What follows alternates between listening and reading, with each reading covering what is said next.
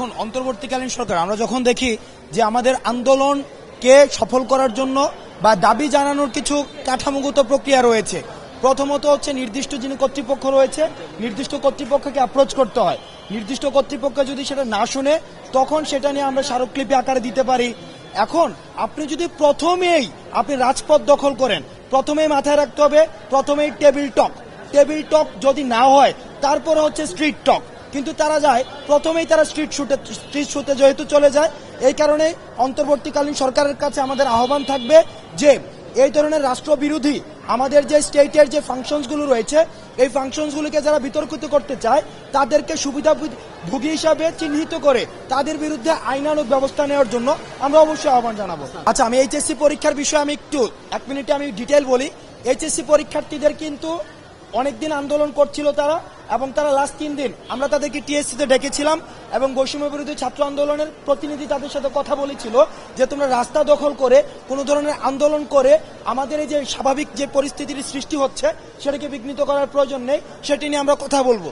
কিন্তু আজকে আমরা খবর পাই যে তারা তাদের একটা প্রতিনিধি দল, অন্তত 300 বা 400 একটা দল, তারা হচ্ছে সচিবালয়ের গেট ভেঙে সরাসরি সচিবালয়ের যে কম্পাউন্ড দখল করে নেয় এবং তারা এক ধরনের একটা মবোপ্রেসি ক্রিয়েট করার চেষ্টা করে।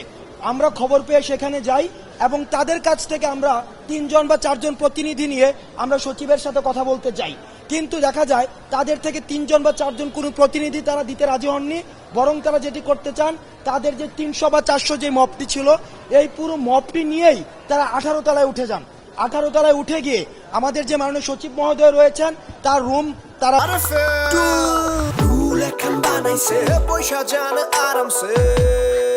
হচ্ছে অবরুদ্ধ করে, এবং সেখানে হচ্ছে ঢাকা বোর্ডের যিনি চেয়ারম্যান ছিলেন এবং আন্ত বোর্ডের যিনি চেয়ারম্যান এবং আমি সহ সবাইকে তারা অবরুদ্ধ করে।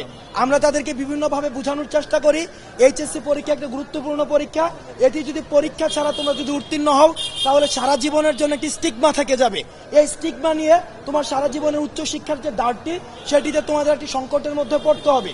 কিন্তু তারা আমাদের কোনো কথাই শুনেনি, বরং সচিব মহোদয় থেকে শুরু করে আমাদের সবাইকে একটু অবরুদ্ধ করে এক ধরনের বিচ্ছিন্ন ব্যবস্থা, অর্থাৎ সেখানের যে ভাঙচুর বা বিভিন্ন বিষয় সেই দিকেও তারা চলে যায়।